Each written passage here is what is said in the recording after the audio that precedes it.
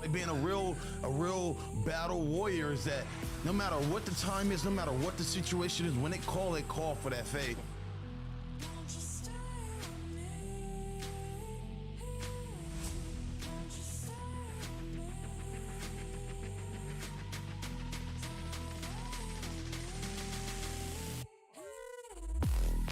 Find somebody who's a savage in this room, because I'm in their ring, I'm in here marking my territory. Life is like a blunt, and whatever you do, don't get smoked.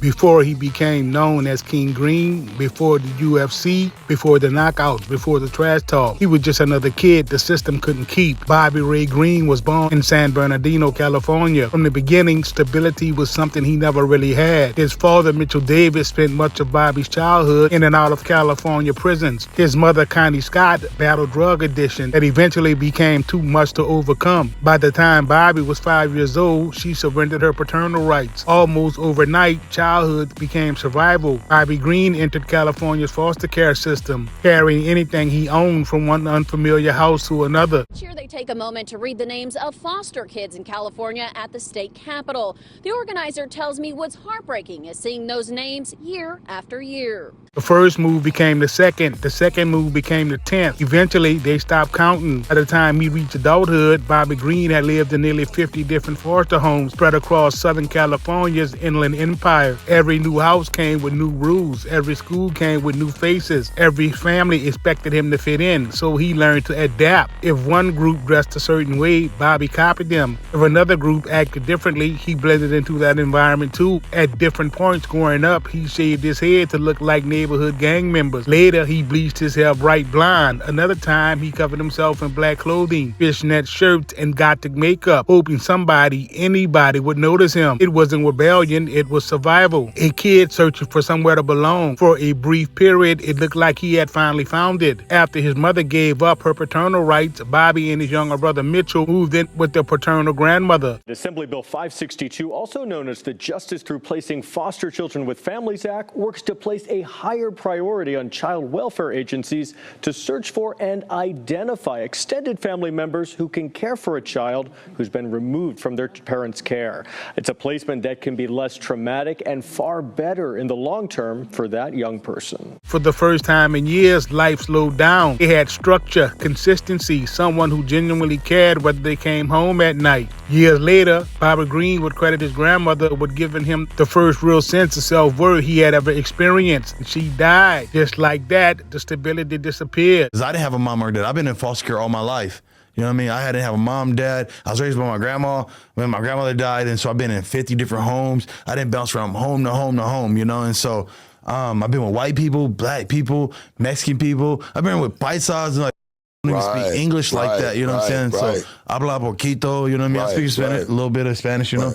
Foster care system came calling again. This time, the brothers didn't stay together. Mitchell went to live with an aunt in Rialto. Bobby stayed behind. Another home, another family, another school. He was completely on his own. While attending A.B. Miller High School in Fontana, Bobby Green finally discovered something that made sense: wrestling. The mat didn't care where he slept. It didn't even care who his parents were. Nobody asked how many foster homes he had lived in. Once practice started, everybody earned respect the same way, by working. Green poured everything he had into wrestling: the anger, the loneliness, the frustration. Every bit of it stayed on the mat. The harder life became outside the gym, the harder he trained inside it. Work paid off. Green became a two-time California State Tournament qualifier, earning recognition as one of the better wrestlers in the state. Despite carrying burdens most of his teammates never had to think about, life outside of school remained difficult. Some days there wasn't enough food. Other times there wasn't a permanent place to sleep. He endured periods of abuse while bouncing between homes, always wondering how long he would be allowed to stay before another move came. The worst thing I've been through is being touched and stuff like that, you know?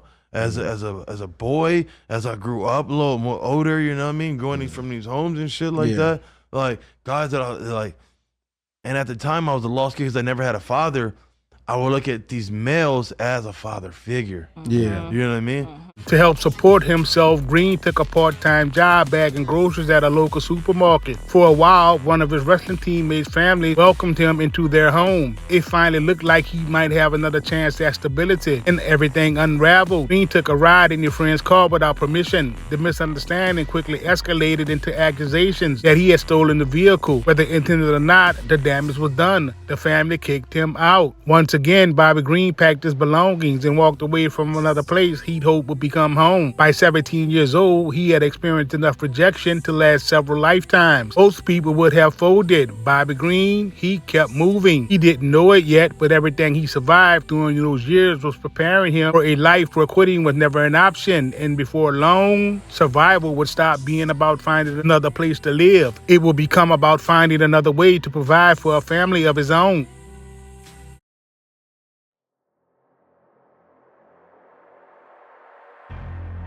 Never really saw you coming until you turned me around.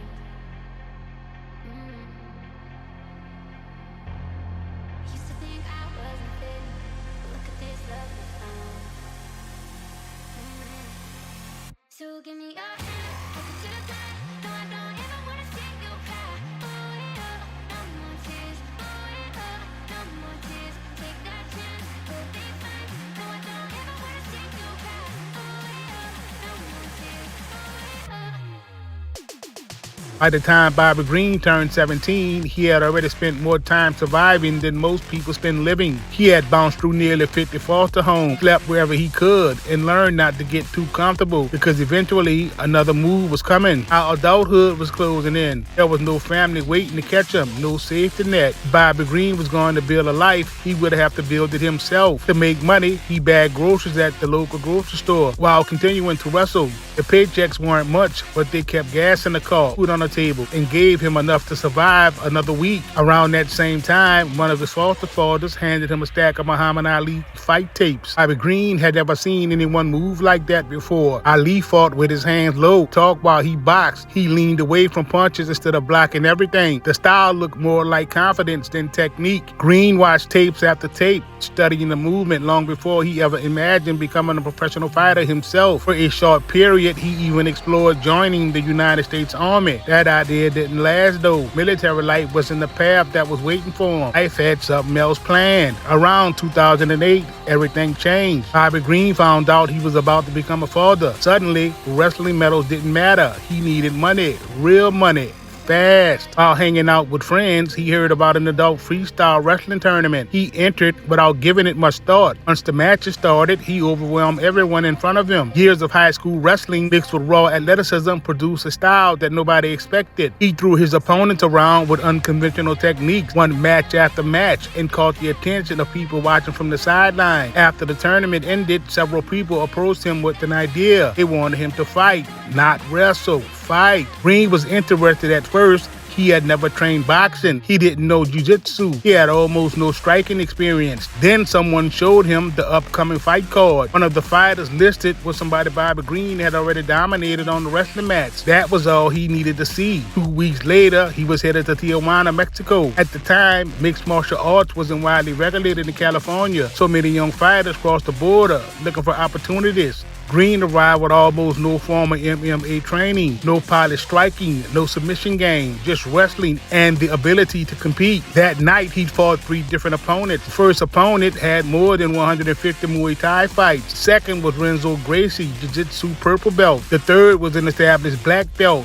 On paper, Green wasn't supposed to beat any of them. Instead, he relied on instinct. He wrestled when he needed to. He scrambled when he got into trouble. He refused to panic. One fight turned into another, and then another. By the end of the night, Bobby Green had won all 3. Crowd loved him. He celebrated with them. That boy danced around the ring and left Mexico carrying something more important than a victory. He left with money. Money that helped support his newborn son. For the first time in his life, fighting wasn't about proving anything. It was a job. If he won, his family ate. If he lost, there was no paycheck. That reality changed the way he looked at combat forever. Green started taking every opportunity he could find while working warehouse jobs between fights to support his growing family. The venues were small, the crowds were smaller. There were no television cameras, no sponsorship deals, just local promotions offering enough money to keep chasing another fight. As he bounced from gym to gym earlier in his career, one stop changed everything. Green walked into Pinnacle Mixed Martial Arts in Redlands. Inside that gym, he met Jacob. Jacob became far more than a coach. He became the steady father figure Green had spent his entire childhood searching for. Years later, after one of Green's biggest victories, he pulled Jacob onto a live post-fight interview, wrapped an arm around him, and proudly introduced him to the world as his father. This is my father.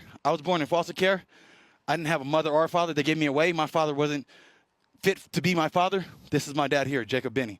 They weren't related by blood. They didn't have to be. For the first time in Bobby Green's life, family wasn't something he was born into. It was something he had finally found.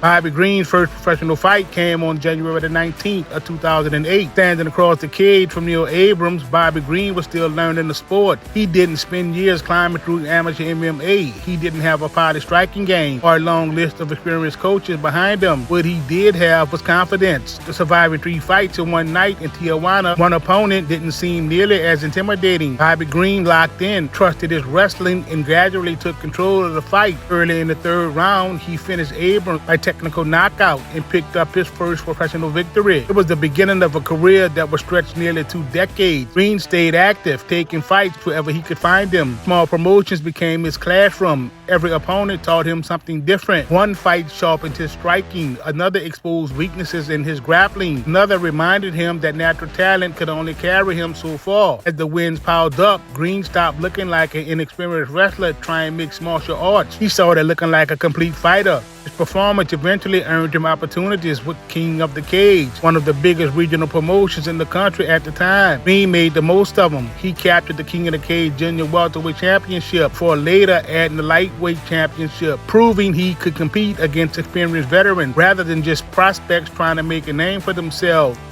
Spencer Lazara for MMAinterviews.tv alongside the King, Bobby Green. Just got a nice victory over Don McGrady. Got the belt back. How you feeling? I felt good, man. I just felt blessed. You know, thank God that I'm here another day to do these shows for people, to motivate, to inspire someone. You know, someone in the crowd's gonna say, "Hey, I want to be a fighter." The regional titles opened another door, Strikeforce. At the time, Strikeforce had become one of the few organizations capable of competing with the UFC for elite talent. Many of the biggest names in mixed martial arts fought under its banner, before eventually making the jump to the world's largest promotion. Bobby Green, he fit right in. He continued building his reputation as one of the most entertaining fighters on every card when he mattered, but the way he fought mattered just as much. Instead of hiding behind a high guard, Green carried his hands low like Muhammad Ali. He slipped punches by inches, rolled his shoulders, leaned just outside the range of incoming shots before firing back with combinations of his own. The style reminded boxing fans of the shoulder roll defense made famous by Floyd Mayweather and others. But Green made it his own inside an MMA cage. Then came the talking. Most fighters stayed quiet once the cage door closed. Bobby Green did the exact opposite. He laughed, he smiled, started conversation in the middle of exchanges. He complimented opponents after they landed good shots and kept talking while punches were still flying. Some fighters, it became frustrating. For the crowd, it became must-see entertainment. In 2013, Green's career reached another milestone. The UFC parent company Zufta absorbed Strikeforce, bringing many of the fighters onto the UFC roster. Green officially joined the promotion and made his debut at UFC 156 on February the 2nd of 2013. The biggest stage in mixed martial arts finally had another showman. Over the next several years, Bobby Green became one of the most recognizable personalities in the lightweight division. The wins kept coming, so did the setbacks. His record filled with victories, losses, a draw, and even a no contest, but one thing never changed. That boy kept fighting. Our younger contenders entered the division and older veterans retired. Bobby Green remained year after year. fight after fight, long enough to become one of the most experienced athletes on the entire roster. Along the way, another change happened away from competition. For years, fans knew him as Bobby Green. Inside the gym, though, almost everyone called him King. The nickname had followed him throughout his career till it eventually became more than a nickname. Ahead of UFC Vegas 71 in April of 2023, Bobby Green announced he planned to retire the name Bobby Green altogether. A little more than a year later, that boy made it official. In July of 2024, he revealed an embedded birth certificate showing his legal name had been changed to King Green. Because this is your last fight fighting as Bobby Green, you want to bring the big guns. Talk to me about your name change and what it means. A kid who had once spent years changing his identity just to fit into another foster home had finally chosen one identity that nobody else could take away. At an age when most lightweight fighters were slowing down, King Green was getting ready to surprise the entire division.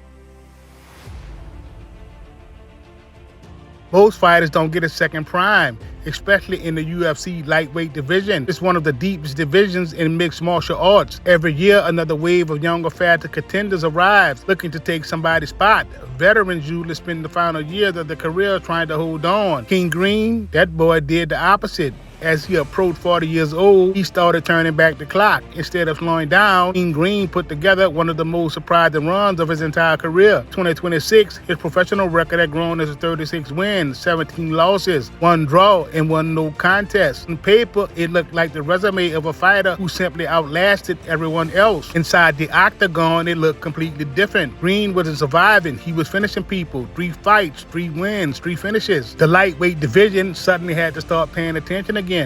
The biggest statement came at UFC 329 against one of the division's most dangerous knockout artists, Terrence McKinney. McKinney exploded out of his corner, looking to end the fight immediately. Green stayed calm. He slipped punches, rolled his shoulders, forced McKinney to keep chasing him. As the final seconds of the opening round ticked away, Green planted his feet and fired back. 1 clean shot landed. McKinney crashed to the canvas. The horn sounded almost at the exact same moment. Only 1 second remained in the round. The knockout instantly became one of the most replayed finishes of the year. Green walked away with another victory, another highlight in the 50,000 performers of the night bonus. The performance reignited conversations that hadn't surrounded him in years. People weren't talking about retirement anymore. They were talking about matchups. Almost immediately, Green turned his attention toward Dan Hooker, one of the lightweight division's biggest names. The exchange spread quickly across social media, adding another chapter to Green's reputation as one of the sport's most entertaining personalities,